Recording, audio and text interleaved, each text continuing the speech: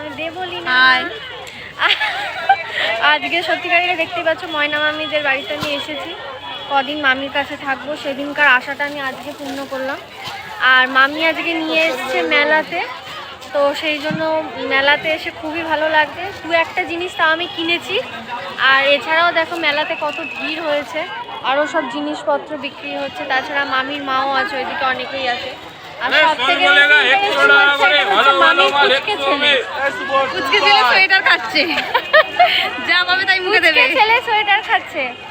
আর আগাম happy new year বলে দাও। হ্যাপি নিউ ইয়ার সবাইকে। সবাই ভালো থাকবে, সুস্থ থাকবে। হ্যাঁ, সবাই ভালো থাকবে, সুস্থ থাকবে, আর এনজয় করো।